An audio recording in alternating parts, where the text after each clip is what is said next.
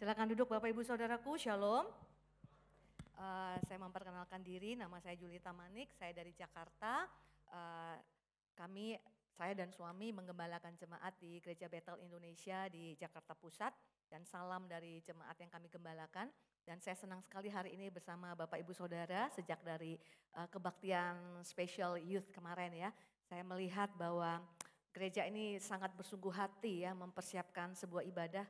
Kalau Bapak Ibu Saudara tadi lihat ya bahkan tayangan-tayangan di multimedia ya, itu sangat menguatkan sekali ya. Saya agak jarang melihat ketika jemaat itu sedang menyembah, itu sudah dibuat sedemikian rupa karena kalau menyembah itu kan masing-masing ya. Kalau kita lagi bermazmur gitu ya, nggak ada panduan lirik lagu begitu. Bapak Ibu Saudara dibantu dengan tayangan-tayangan ayat-ayat yang ditampilkan di layar. Ya seperti kasih setia Tuhan, dibangun setinggi langit, tegak sampai selama-lama. Itu semua kutipan dari ayat dan itu adalah ayat kesayangan saya. Setiap kali ada pergumulan yang saya tidak tahu jawabannya, ayat itu nopang saya. Karena kasih setia Tuhan itu dibangun itu setinggi langit. Siapa yang bisa mengukur langit Bapak Ibu Saudara? Seperti itulah tingginya kasih setia Tuhan yang disediakan bagi semua orang yang percaya. Jadi itu membuat kita ketika menyembah itu meaningful, berarti ya. Jadi bukan pikirannya kosong, gak tahu mau, oh saya gak pinter nyanyi, saya gak tahu mau ngapain. Bapak Ibu Saudara dibantu. Dan itu tujuannya apa? Saya dipakai Tuhan, dipanggil Tuhan, itu sejak masih mahasiswa. Sampai sekarang belum pernah stop melayani Tuhan. Dan di bidang praise and worship, di saat mulai praise and worship dibangkitkan kembali di Indonesia. Jadi saya mengerti sekali yang namanya praise and worship itu bukan cuman ngisi waktu, bukan cuman performance, bukan. Lebih daripada itu. Ketika kita memuji menyembah, apa yang terjadi? Bapak Ibu Saudara, Alkitab berkata, hati kita itu dibajak. Ya, makanya nggak ada kebaktian, nggak ada tanpa praise and worship itu nggak ada. Praise and worship itu bukan hanya meninggikan Tuhan Bapak Ibu Saudara. Hati kita tuh dipersiapkan supaya ketika firman Tuhan ditabur itu hatinya udah gembur. Kan bisa membayangkan kalau tanah dibajak ya. Kenapa tanah kalau sudah dituai harus dibajak lagi. Ya, kalau mau nanem udah berhasil nih panennya.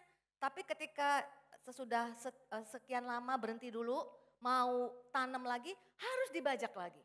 Supaya tanahnya gembur. Dan ketika benih ditaburkan itu siap untuk bertumbuh. Dan kalau benih sudah bertumbuh, siap untuk berbuah. Dan saya percaya semua jemaat di tempat ini adalah menjadi jemaat yang berbuah. Setuju katakan amin.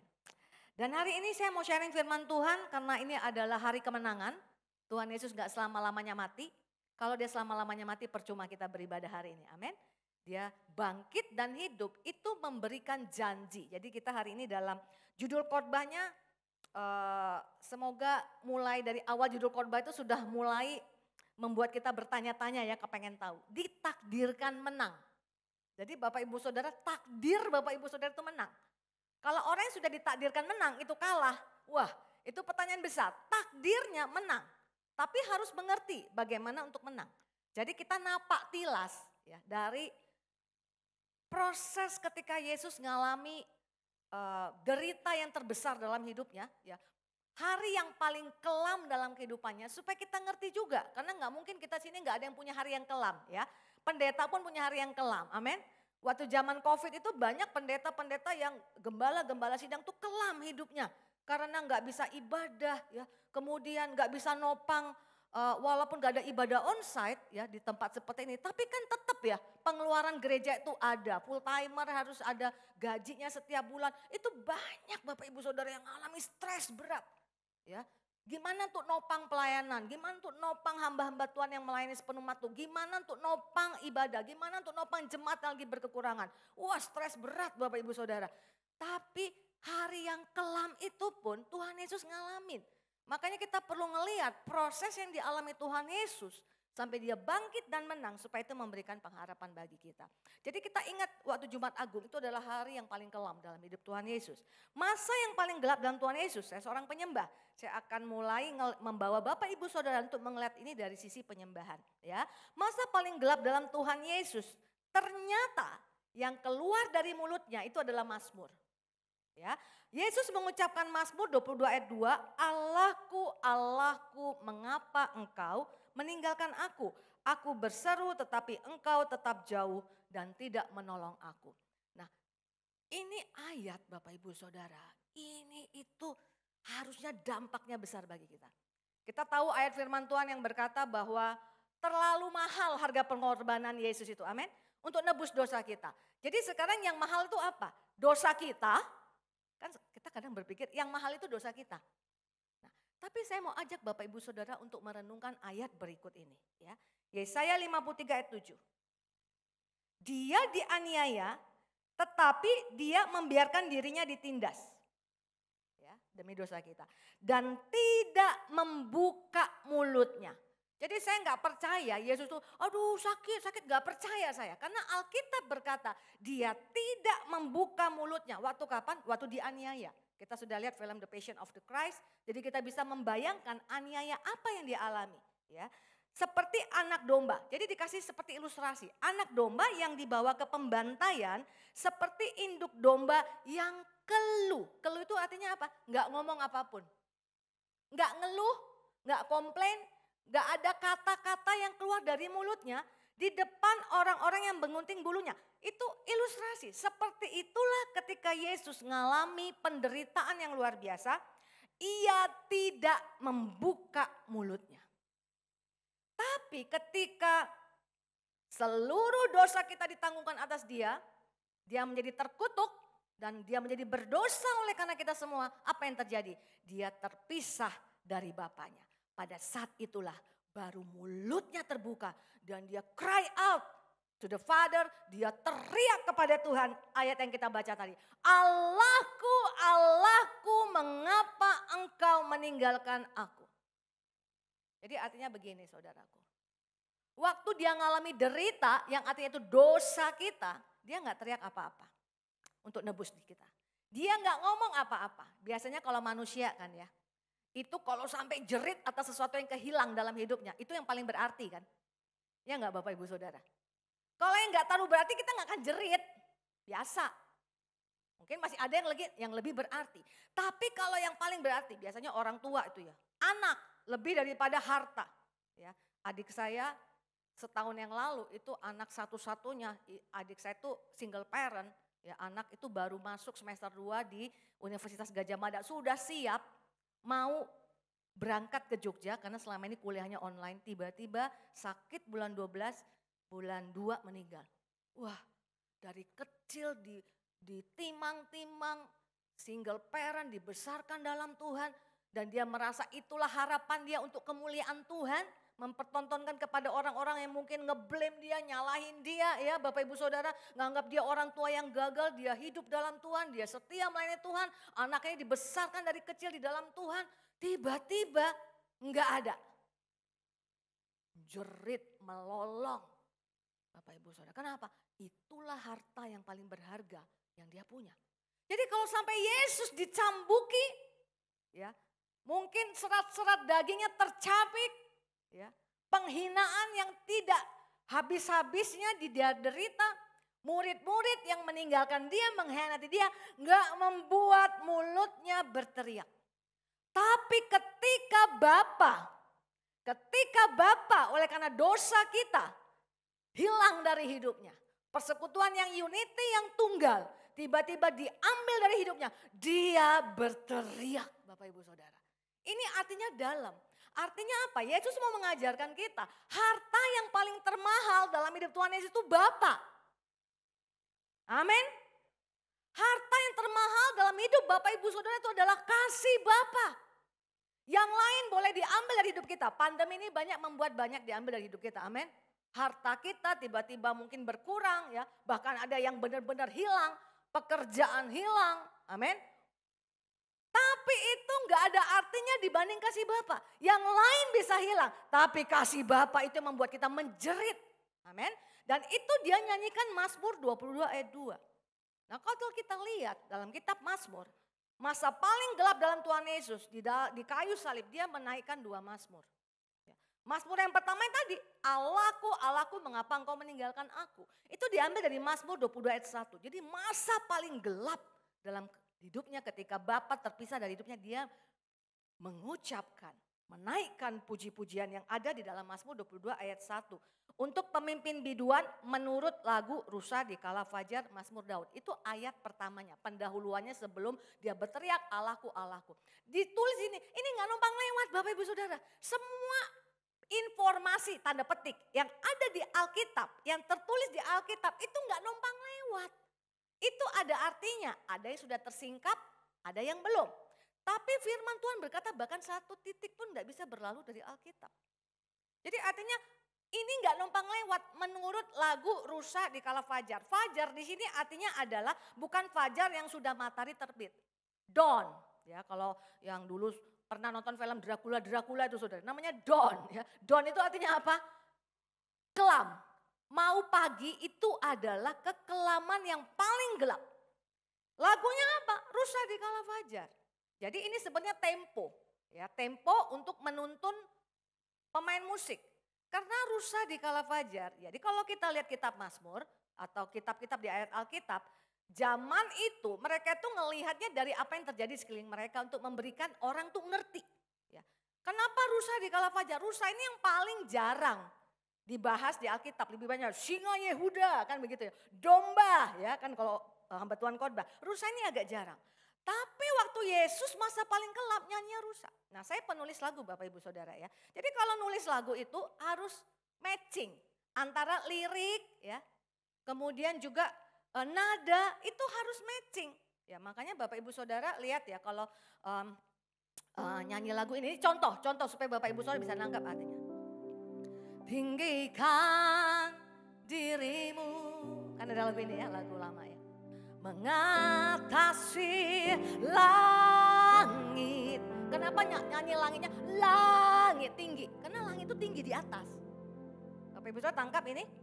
Yang nulis lagunya itu nggak bikin gini. Tinggikan dirimu. Mengatasi langit. Nggak gitu bikinnya. Nggak cocok. Karena langit di atas, jadi waktu nulis tuh kayak ada tuntunan tuh. Langit tinggi, langit di atas. Kalau saudara mau improvisasi, nggak dapet. Jemaat tuh nggak dapet. Mengatasi langit. Bahkan gayanya pun harus sama kan. Mengatasi, tangan kita langsung otomatis kemana? Naik ke atas. Langit, gitu kan. Nggak ada orang yang nyanyi, mengatasi langit. Nggak cocok Bapak Ibu Saudara. Jadi artinya informasi ini rusa di kala fajar itu penting. Rusa di kala kelam itu penting. Karena kalau Bapak Ibu Saudara Google browsing kita nggak akan kekurangan informasi. Rusa paling aktif itu bergerak di saat malam. Jadi artinya ada banyak pesan-pesan yang terselubung di sini. Ya, yang harus digali bahwa pada saat malam kekelaman kehidupan kita, roh kita, spirit kita harus yang paling aktif. Amin. Jadi apa yang kita pelajari dari sini? Ya. Fakta tentang rusa. Jadi hari ini belajar tentang rusa. Belajar supaya apa? Supaya Bapak Ibu Saudara survive. Karena Tuhan Yesus itu jadi juru selamat bukan hanya untuk juru selamat hidup kekekalan. Dia itu everyday savior. Ya. Firman Tuhan berkata dalam kitab Mazmur, dia itu menyelamatkan hari demi hari. Menyelamatkan bukan hanya dari dosa. Dari pergumulan Bapak Ibu Saudara yang sekelam apapun, dia adalah Allah yang menyelamatkan. Dan Tuhan mau bawa kita ngerti lewat rusa itu. Saya sampai mencari informasi tentang rusa ini ke website pemburu rusa. Karena kalau nggak dapat Bapak Ibu Saudara. Kita jarang lihat rusa. Kalau di Jakarta mau lihat rusa harus di Istana Bogor atau ke Taman Safari. Nah kenapa pemazmur sampai nulis ini? Dia tiap hari lihat. Jadi dia tahu ternyata rusa itu harus tinggal dekat mata air. Ya, depend on water. Jadi kalau pemburu-pemburu di Amerika ya, atau di negara-negara yang suka berburu rusa, binatang. Kalau mau berburu rusa harus cari tempat yang ada mata air. Karena pasti rusa datang ke sana. Itulah artinya rusa nggak bisa jauh dari air. Kalau nggak ada air bagaimana? Mereka akan buat kolam buatan. Mereka akan gali lubang, dia taruh plastik, dia tuang air dan tinggal tunggu di tempat yang tersembunyi. Dan mereka tahu rusa pasti datang. Karena apa? Rusa gak bisa jauh dari air. Puji Tuhan, Alkitab itu menulis seperti rusa itu ada 3 kali. Ya, supaya makin menguatkan iman kita. Yang pertama tentang rusa itu dalam Mazmur 42 ayat 2, ya judulnya saja sudah kelihatan nih, kerinduan kepada Allah. Seperti rusa yang merindukan sungai yang berair, demikianlah jiwaku merindukan Engkau ya Allah. Saudara tangkap ini maknanya. Rusa nggak bisa hidup jauh dari air. Jadi kalau selama ini kita nyanyikan lagu ini kan bingung ya. Lagu ini kan bingung kita nyanyinya kan. Dulu tuh saya mikir gitu ya. Seperti rusa rindu. Pernah dengar lagu ini kan? Kan diambil dari ayat ini. Nggak ngerti saya. Tapi begitu saya tahu rusa nggak bisa pisah dari air. Binasa dia tanpa air. Karena dia hewan yang aktif bergerak. Malam hari dia aktif bergerak, paling aktif. Nanti siang hari juga dia harus cari makannya, belum kalau harus lari dari serangan binatang buas. Dia harus banyak suplai air dalam hidupnya. Jadi banyak dalam kehidupan ini yang mengancam hidup kita, amin.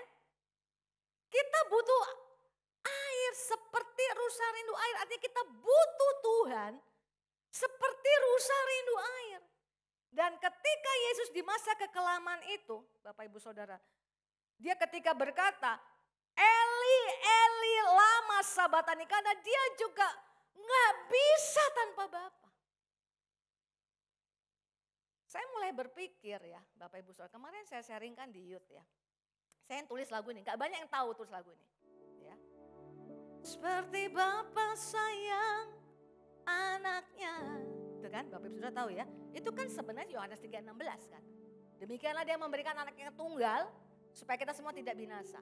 Tapi kalau Bapak Ibu Saudara baca komplit Mazmur pasal 103 itu diambil dari Mazmur 103 ya. Firman Tuhan berkata, seperti seorang bapa sayang kepada anaknya, demikianlah dia sayang kepada kita. Sebab dia tahu kita ini, dia ingat kita ini debu. Jadi Bapak Ibu Saudara siapa? Debu. Saya siapa? Debu. Nah debu itu gak mungkin itu yang termahal. Yang dikorbankan Tuhan Yesus. Debu loh Bapak Ibu Saudara. Yang namanya debu mau dikali 1 juta tetap debu. Karena gak berarti. Bapak Ibu Saudara tangkap ini. Tapi Bapak tahu kita debu. Itu sayang sama kita. Jadi artinya pengorbanan Tuhan Yesus sama kita itu bukan dosa kita yang termahal. Amin. Karena Anda, saya siapa? Debu. Bukan itu yang termahal. Yang termahal itu hubungan dia dengan Bapa. Itu yang termahal. Yang harus seketika ya, itu hilang dari hidupnya. Jadi dalam hidup kita untuk kekuatan untuk bangkit, the power of the cross, miliki hubungan dengan Bapa. Jangan pernah itu bisa diambil dari hidup kita. Yang lain boleh hilang, tapi Bapa kasih-Mu itu harus ada dalam hidupku. Sehingga pemazmur juga berkata Bapak Ibu Saudara dalam Mazmur 17 ayat 15 ya. Tetapi aku dalam kebenaran akan kupandang wajah-Mu dan pada waktu bangun aku akan menjadi puas dengan rupa-Mu. Puasnya dengan apa Bapak Ibu Saudara?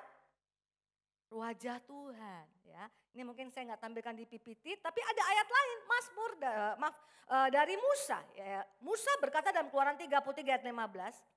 Berkatalah Musa kepadanya, jika engkau sendiri tidak membimbing kami, janganlah suruh kami berangkat dari sini.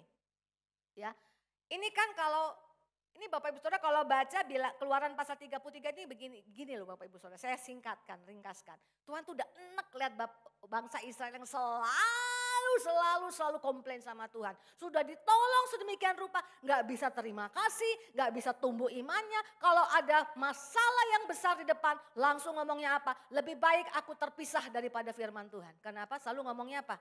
Kalau ada masalah nih, lagunya sama tak berubah. Lagunya apa Bapak Ibu Saudara? Kalau mereka ngalami pencobaan, pulangkan saja aku ke tanah Mesir. Lagunya selalu itu. Artinya apa? Ketika dia berkata, pulangkan aku ke tanah Mesir. Lebih baik aku nggak sama Tuhan. Kan itu kan? Lebih baik aku nggak tinggal dalam firman Tuhan. Itu identik Bapak Ibu Saudara. Nggak punya relationship dengan Tuhan. Tuhan enak. Tuhan bilang begini. Kalau Bapak Ibu Saudara baca Keluaran pasal 33. Tuhan bilang begini Bapak Ibu Saudara. Musa, jalan semua nanti raja-raja di Kanaan itu akan dihancurkan. tapi bukan aku yang jalan dengan kamu. Siapa? Malaikat-malaikatku. Artinya apa? Berkatnya dapat gak Bapak Ibu Saudara? Dikalahkan gak itu raja-raja? Dikalahkan. Jangan-jangan kalau kita ditanya, gak apa-apa lah Tuhan. Yang penting dapat berkatnya. Kan gitu kan. Yang penting sukses. Yang penting profit. Yang penting berhasil.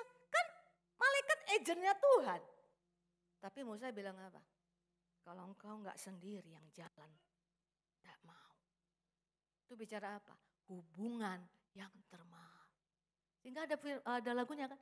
Bila engkau tak besertaku,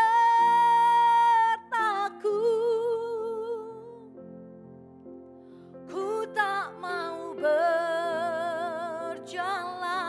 Bapak Ibu Saudara tahu lagu ini? Ku perlu Tuhan, pimpin langkahku dengan kasih karuniamu. I need you more than anything. Itu yang harus kita tangkap di dalam penderitaan Tuhan Yesus. Gak bisa hidup tanpa Tuhan. Gak bisa bangkit tanpa Tuhan. Gak bisa bangkit tanpa hubungan yang dekat dengan Tuhan. Engkau yang paling utama. Kalau orang mengerti ini gak mungkin jauh dari Tuhan. Mau segala sesuatu mungkin bangkrut. Mungkin di PHK, mungkin gajimu dipotong. Maka engkau gak mungkin jauh dari Tuhan. Kau gak mungkin kecewa dari Tuhan. Aku gak mungkin kecewa dari Tuhan. Karena dialah hartaku yang paling mahal. Hubunganku dengan Bapa itu adalah hartaku yang termahal. Yang membuat aku menjerit itu hubunganku dengan Bapakku. Yang mengerti katakan amin. Jangan menjerit karena hartamu yang habis Bapak Ibu Saudara. Tapi ketika hubunganmu dengan Bapa mulai suam-suam, kau gak menjerit. Ketika kita biasa-biasa saja datang ibadah. Ketika kita mendengarkan pujian orang lain tersentuh, kita gak tersentuh. Harusnya detik itu kita menjerit kepada Tuhan. Karena engkau adalah hartaku yang paling utama. Fakta tentang rusa yang kedua itu berkata seperti ini Bapak Ibu Saudara. Dia bisa melihat dengan jelas di dalam gelap. Makanya Bapak Ibu Saudara lihat gambar ini. Rusa itu di tengah kegelapan. Kenapa dia bisa bergerak? Boleh di-swap? Kenapa dia bisa melihat, kenapa dia bisa aktif di kekelaman? Karena matanya kayak senter. Dia itu adalah termasuk binatang yang di kekelaman itu bisa lihat dengan jelas. Kenapa dia bisa aktif? Matanya kayak senter. Hanya beberapa yang seperti ini. Ada burung hantu juga sama Bapak Ibu Saudara. Kelelawar kan makhluk kelelawar ya. Kegiatannya malam karena dia bisa lihat dengan jelas. Tapi kenapa rusa yang dipilih? Kenapa gak seperti kelelawar gitu ya saudara? Karena kelelawar gak suka air. Jadi ada kriteria yang mau Tuhan tanamkan. Hewan ini yang supaya orang bisa relate itu butuh air. Dan dia bisa lihat dengan jelas di dalam gelap. Makanya yang lain gak masuk hitungan. Burung hantu gak masuk hitungan Bapak Ibu Saudara. Karena yang poin yang paling penting mereka tidak suka air. Jadi ini bicara apa saudara? Ditakdirkan pemenang itu artinya hidupku ditentukan firman. Apa yang membuat mata kita bercahaya seperti rusa? Ya. Kejadian 49 ayat 21 kita lihat dulu ayatnya. Naftali ada seperti rusa betina yang terlepas. Ia akan melahirkan anak-anak indah. Nah kalau ngeliat begini aja kita kurang mengerti. Kita mesti gali lebih dalam ya. Naftali itu orang Israel kalau kasih nama itu ada artinya. Ya. Naftali itu artinya berjuang, bergulat, wrestler, ya, bertarung. Itu terjadi kapan? Saat kekelaman kita. Kita sedang bertarung atas persoalan kita. Nah orang yang bertarung itu seperti rusa yang terlepas, dia akan melahirkan anak-anak indah. Kalau kita lihat dalam King James Version, he gave goodly words. Jadi artinya gini, orang yang sedang berjuang seperti Naftali itu harus keluar dari mulutnya kata-kata indah. Tidak ada kata-kata yang lebih indah daripada firman Tuhan. Yang mengerti katakan amin. Dan firman Tuhanlah kenapa hidupku bukan ditentukan keadaan. Hidupku bukan ditentukan oleh kekelaman yang ada di depanku. Hidupku bukan ditentukan oleh keterbatasanku. Hidupku tidak ditentukan oleh tembok tinggi yang ada di depan mataku. Hidupku ditentukan firman. Dan firman itu membuat mata Bapak Ibu Saudara seperti rusa. Mazmur 19 ayat 9 berkata, titah Tuhan, perintah Tuhan itu tepat menyukakan hati. Perintah Tuhan itu murni. Yang berikutnya kita baca sama-sama 1, 2, 3. Membuat mata bercahaya. Apa yang yang bisa membuat mata kita bercahaya supaya di kekelaman kita bisa melihat dengan jelas ada pertolongan di sana. Kalau mata kita nggak bercahaya, yang kita lihat apa? Hopeless, nggak tertolong lagi. Anakku nggak tertolong lagi. Mungkin ada anak yang memberontak dari orang tuanya. Mungkin ada anak yang mengalami krisis, frustrasi. Bapak Ibu Saudara nggak tahu lagi cara menolongnya. Semua ayat firman Tuhan Bapak Ibu Saudara sudah bagikan. Pendeta sudah doakan. Anaknya masih juga semakin frustrasi. Gelap. Tapi firman Tuhan membuat mata bercahaya. Saya ingat sebuah kesaksian. Jadi orang ini kesaksi di sebuah acara radio Bapak Ibu Saudara ya. Jadi dia frustrasi berat. Kelam hidupnya. Sudah jobless dan belum dapat pekerjaan baru. Dan kemudian apa yang terjadi Bapak Ibu Saudara? Saking kelamnya, dia berpikir bunuh diri. Sudah punya istri, keluarga ya, anak 2. Uangnya sudah tinggal sedikit yang ada saat ini dia bawa pulang. Mungkin ada sekian ratusan ribu lagi, dia gak tahu bagaimana hidup. Gak punya pekerjaan, hanya ratusan ribu. Dia berikan kepada istrinya dan anaknya, dia bilang, ayo cari makan enak di sana, suruh pergi ke restoran. Anak-anak sama istri senang ya pergi keluar. Bapaknya, suami, sudah berpikir bunuh diri waktu keluarganya gak ada. Frustrasi berat.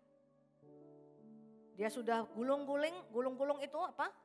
Kain-kain, dia ikat-ikat, dia sudah berdiri di atas kursi, dia sudah kalungkan ke lehernya, siap untuk menendang kursinya. Frustrasi, gak ada jalan keluar.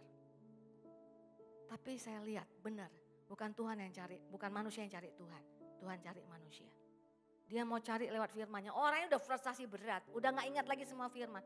Di saat paling kritis dalam hidupnya Bapak Ibu Saudara, tiba-tiba tetangga di sebelahnya, rumahnya itu mungkin deket-deket gitu ya. Jadi bisa dengar kalau tetangga itu puter radio atau lagu atau puter CD. Tiba-tiba mengalun lagu ini. Ku tak membawa apapun juga saat ku datang ke dunia. Ku tinggal semua. Kan Bapak Ibu Saudara tahu ya. Pada akhirnya saat ku kembali ke surga. Itu diambil dari mana? Itu firman. Penulis lagu itu dari firman. Datang ke bumi gak bawa apa-apa, pulang gak bawa apa-apa, itu Ayub yang ngomong. Kau yang memberi, kau yang mengambil, terpujilah nama Tuhan. Firman itu datang ke dalam hidupnya pada saat kritis, Tuhan ngomong, kamu dulu datang gak bawa apa-apa loh. Kamu datang gak bawa apa-apa, sehelai baju pun kamu gak punya modal. Tapi sekarang kamu lihat, kamu punya istri, kamu punya 2 anak. Itu hartamu.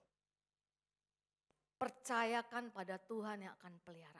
Aku yang akan take care. Dulu datang gak bawa apa-apa. Sekarang kamu punya keluarga. Kamu punya apa-apa. Jangan bilang karena kamu gak punya uang. Kamu gak punya apa-apa. Kamu punya apa-apa. Firman Tuhan membuat mata bercahaya. Jadi ada pengharapan. Bisa ngelihat masa depan. Dan kalau dia sampai saksi sebuah kesaksian di radio, itu artinya apa? Dia sudah dapat jalan keluar. Dulu aku frustrasi, dulu aku hampir bunuh diri. Firman Tuhan melalui puji-pujian datang kepadaku. Dan akhirnya apa? Firman Tuhan membuat mataku bercahaya. Ternyata itu tidak kelam, ada jalan keluar di sana. Tuhan akan pelihara kehidupan keluargaku. Itu yang namanya kita jadi seperti rusa, di kekelaman pun bisa lihat. Amin Bapak Ibu Saudara. Dan firman Tuhan kenapa tuh lewat lagu Bapak Ibu Saudara ya. Boleh skip langsung ke gambarnya saja. Mazmur 34 ayat 3 itu berkata begini dalam bahasa Indonesia ayat 4. Muliakanlah Tuhan bersama-sama dengan aku, marilah kita bersama-sama memasyurkan namanya. Bapak Ibu Saudara ini artinya tuh dahsyat. Ya. Bapak Ibu Saudara gak perlu harus hebat banget kalau zaman sekarang ya. Bapak Ibu Saudara itu diperlengkapi concordance luar biasa. Bapak Ibu Saudara bisa browsing ya informasi banyak. Bapak Ibu Saudara bisa belajar firman Tuhan. Ini kapan ditulis? Ini masa yang depresi banget dalam hidup Daud ketika dia pura-pura gila. Saking depresinya dia harus dikejar-kejar, nyawanya terancam, dia lari ke Filistin. Di Filistin ada depresi baru. Karena semua orang Filistin itu pengen bunuh dia, Bapak Ibu Saudara. Di bagian lain Alkitab dia katakan dia sangat takut. Karena orang Filistin pengen bunuh dia musuh number one. Dia dulu yang mancung kepalanya Goliat, Bapak Ibu Saudaraku. Goliat orang Filistin, dia musuh yang diincar dan sekarang cari suaka, jadi orang lemah. Nggak ada orang cari suaka itu orang hebat. Cari suaka sampai dia pura-pura gila. Ada jemaat kami yang terinspirasi dengan Daud ini. Dia punya masalah yang berat sekali dengan partner bisnisnya. Dia ngomong sama suami saya sebagai gembala, Pak, bagaimana kalau nanti bertemu dengan dia saya pura-pura gila ya Pak. Jadi supaya ada belas kasihan dari orang itu. Kagetlah suami saya Bapak Ibu Saudara. Janganlah Pak, itu simpan aja nanti buat drama Natal. Kalau Bapak bisa acting sampai bisa pura-pura gila kan berarti actingnya hebat kan Saudara. Tapi Daud itu saking depresinya sampai ada 2 Mazmur yang sama. Mazmur 34 dan Mazmur 56 itu sama Bapak Ibu. Itu artinya sampai 2 Mazmur dia tulis itu depresinya berat sekali. Tapi dia katakan apa? Muliakanlah. Muliakanlah itu dalam bahasa Ibrani itu gadal. Ya. Bapak Ibu Saudara kan pernah nyanyi lagu ini ya. Ini lagu ini pernah terkenal sekali ya. How great is our God. Besarlah Tuhan kan itu Bapak Ibu Saudara. Dalam bahasa Ibrani orang Israel juga nyanyi lagu ini. Mereka kalau nyanyi gimana? Gadol Elohai. Elohai Bapak Ibu sudah tahu dong, Elohim. Gadol kalau bahasa Ibrani masa kini itu artinya sama dengan yang di sini. Gadal.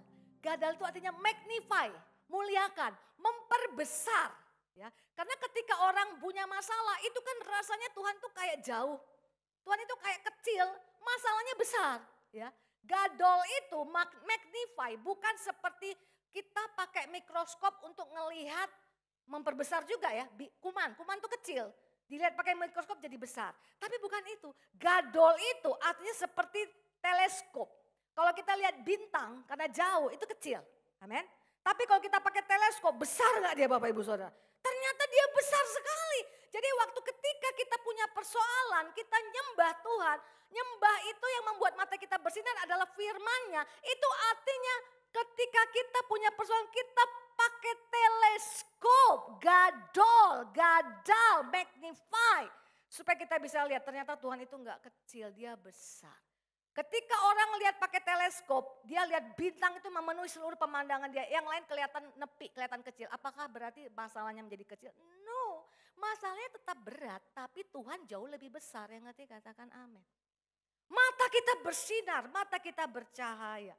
Bapak Ibu Saudara, fakta tentang rusa yang terakhir, itu adalah kakinya mampu berjejak di bukit yang tinggi. Makanya kalau kita ngelihat bukit-bukit seperti ini gambar asli Bapak Ibu Saudara, bukan diedit. Hanya hewan tertentu yang bisa berdiri di bukit itu. Kenapa rusa bisa berdiri di sana? Karena kuku-kukunya itu menopang dia untuk dia bisa berjejak di bukit yang sulit. Artinya kalau Tuhan izinkan sesuatu persoalan dalam hidup kita, ada bukit-bukit yang sulit dalam hidup kita, Tuhan pasti perlengkapi kita untuk kita bisa berdiri di sana.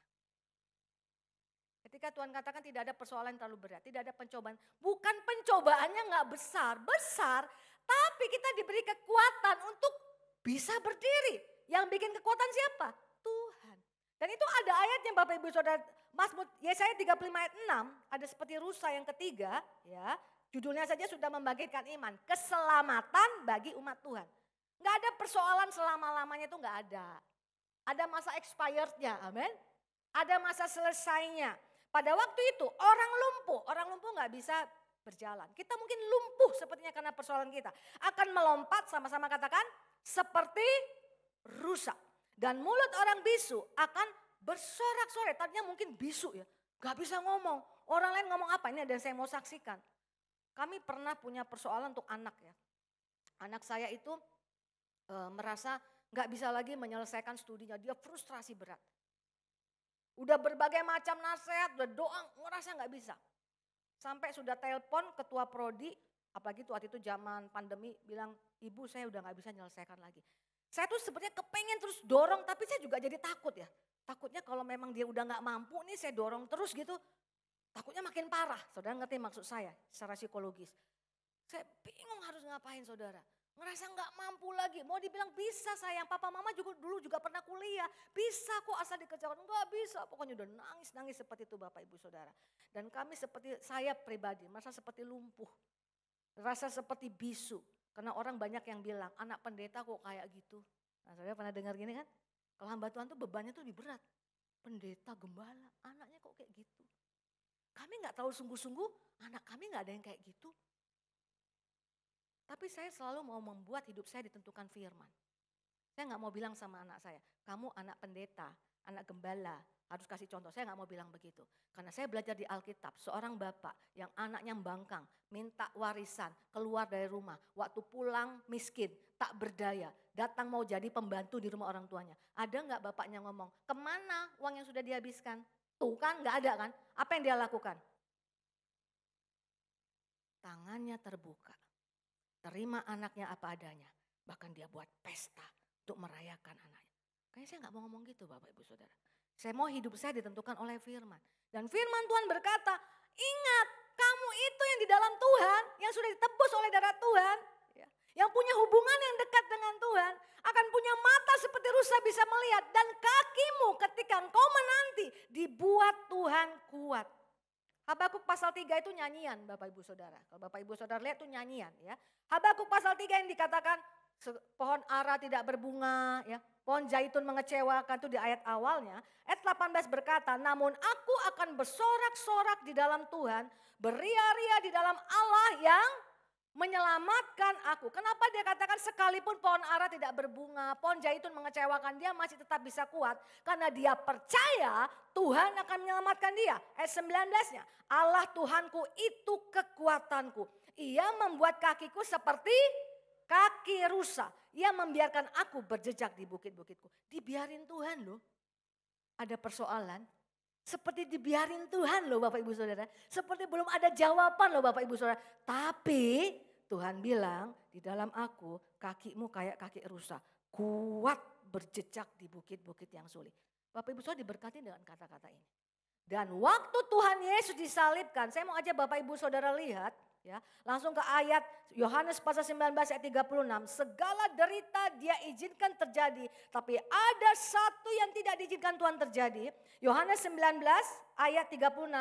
Ayat terakhir dikatakan seperti ini. Sebab hal itu terjadi supaya genaplah yang tertulis dalam kitab suci. Boleh slide ke berikutnya. Tidak ada tulang-tulangnya yang akan dipatahkan. Daging boleh tercabik. Kepala boleh dimahkotai di duri. Darah boleh mengucur dari hidupnya. Tapi ketika mau mati, dua yang di kiri kanannya dipatahkan untuk memastikan bahwa sudah mati. Ketika serdadu itu datang kepada Tuhan Yesus. Jadi enggak dia dipatahin kakinya? Enggak. Kenapa Bapak Ibu Saudara? Karena sampai matinya dia bela. Karena firman Tuhan berkata 7 kali orang benar jatuh namun dia bisa bangun lagi.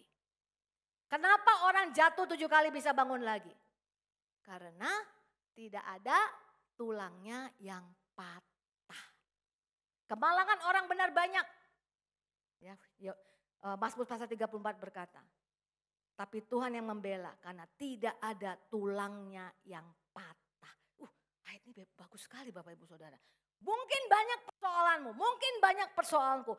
Tapi Tuhan tidak izinkan sampai mati dipertahankan. Tidak ada tulangku yang patah. Orang Israel kalau Paskah makan itu nggak boleh tulang satupun dipatahkan. Nggak kayak kita ya, tulang semua digerokotin sampai sum-sumnya dipatah-patah, dipotek-potek gitu Bapak Ibu Saudara ya. Orang Israel tuh, haram itu Bapak Ibu Saudara. Nggak boleh. Karena apa? Itu menggenapi pengorbanan Tuhan Yesus. Tidak ada tulangku yang dipatahkan supaya engkau, Anda, Bapak Ibu Saudara, dan saya tahu sekalipun persoalanmu yang berat. 7 kali engkau jatuh oleh karena persoalanmu. Tidak ada tulang yang patah. Kau bisa bangun lagi. Tepuk tangan untuk Tuhan Yesus. Saya akhiri dengan kesaksian Bapak Ibu Saudara. Waktu itu saya udah gak tahu lagi gimana harus mendukung anak saya. Gak ada orang tua yang kepengen anaknya gagal kan. Karena saya tahu kalau ini sampai gagal bukan untuk nama besar orang tua. Ini nanti akan jadi blame di masa depan. Dia akan selalu ngeliat ke belakang dan akan selalu menyesal. Saya nggak mau anak saya akan mengalami hari-hari seperti itu. Waktu pandemi kita kan banyak olahraga. Saya lagi olahraga tapi sambil olahraga saya doa. Saya jalan jogging Saya doa, saya pasang pakai Spotify dengerin lagu. Ini yang mau saya katakan, Tuhan tuh lebih rindu lihat mata kita terang. Punya relationship dengan Tuhan tapi gak tahu tolong anak gimana. Udah ngomong sama ketua prodi, gak bisa lagi, gak mau terusin. Ketua prodi udah bujuk, anak saya tetap bilang gak bisa. Gak mau lagi, sampai nangis-nangis Bapak Ibu Saudara. Tiba-tiba waktu saya olahraga, saya dengar lagu ini, saya nangis sebelum viral lagunya. All my life you have been faithful. All my life you have been so good. With every breath that I am able, I will sing of the goodness of God. Your goodness is running after me. Ini yang memberkati saya. Your goodness is running after me. Itu firman Tuhan. Segala berkat ini akan datang mengejar engkau. Mengejar engkau. Running after itu artinya Bapak Ibu Saudara ngerasa berkat itu jauh di belakang. Engkau semakin jauh menjauhi berkat yang kau rindukan itu. Tapi ketika kau punya fellowship dengan Tuhan, matamu dibuat bersinar oleh Tuhan, kakimu dibuat Tuhan berjejak di bukit yang sulit. Itu yang di belakang. Running after itu kejar, nyusul, nyalip. Sehingga dia ada di depan kita. Yang dulu kelihatan terlambat, yang dulu kelihatan gagal, itu semua berkat yang Bapak Ibu Saudara rindukan dalam hubunganmu dengan Tuhan dan kau tetap percaya matamu bersinar, engkau dikuatkan untuk berjejak, itu akan nyusul, running after you. Itu membuat mata saya bersinar. Di balik layar saya terus topang anak saya dan saya sekarang mau saksi sama Bapak Ibu Saudara, anak saya sudah lulus. Tepuk tangan untuk Tuhan Yesus. Boleh tim Praise and Worship untuk maju ke depan? Hari ini apa persoalan Bapak Ibu Saudara? Ya. Apa persoalan Bapak Ibu Saudara? Tuhan bilang, biarlah hartamu yang paling berharga adalah your relationship with our Father. Dengan Bapa. Jangan pernah kehilangan itu. Mendekat seperti Tuhan Yesus. Jangan tinggalkan aku Tuhan. Dan kita tahu dia gak akan pernah tinggalkan dia. Yesus saja diberikan buat kita. Amin Bapak Ibu Saudara. Dan penuh hidup kita dengan firman. Dengan puji-pujian. Supaya itu yang membuat mata kita terang. Sekalipun belum ada jawaban, harapan kita semakin kuat. Dan kaki kita dibuat tegak berdiri. Sama-sama kita angkat pujian ini. All my life you have been faithful. All my life you have been so good. With every breath that I am able, I will sing of the goodness of God. All my life you have been there. Dia gak pernah gak setia sama kita Bapak Ibu Saudara. Kesetiaannya setinggi langit. You have been so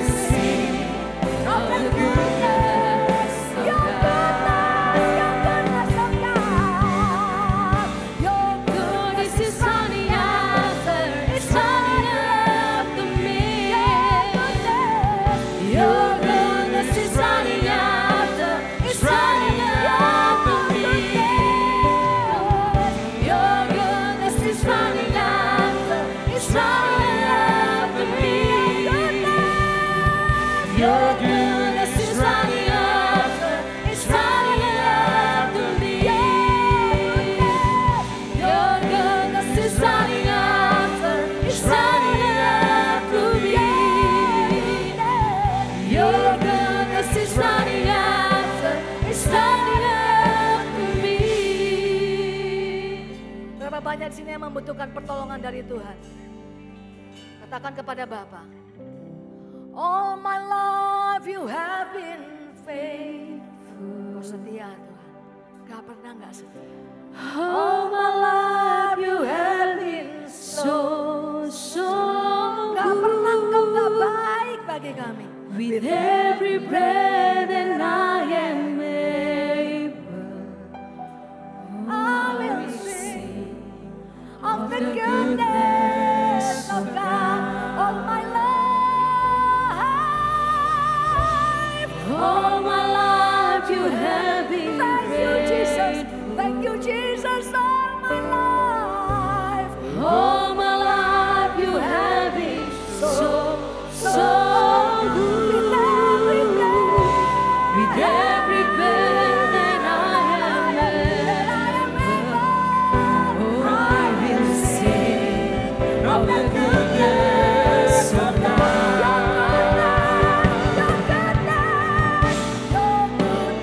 Running after, it's running after me.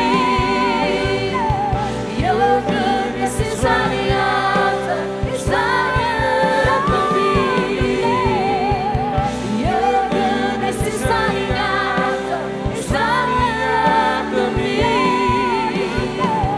Your goodness is running after, it's running after me. All my life you have been faithful. Percaya Bapak setia, angkat tangan Bapak Ibu Saudara, katakan. All my life you have been so good. With every breath that I am able, I will sing of the goodness of God. I will sing of the goodness of God. I will sing of the goodness of God. Tepuk tangan paling meriah untuk Tuhan Yesus, haleluya. Hamba-Mu sudah selesai tapi Engkau tidak pernah selesai. Meteraikan firman-Mu dengan Roh-Mu yang kudus. Supaya the power of Christ itu terjadi dalam hidup kami. Kami bangkit, dan bangkit. Di dalam nama Tuhan Yesus kita yang sudah diberkati. Bersama-sama kita katakan, amin.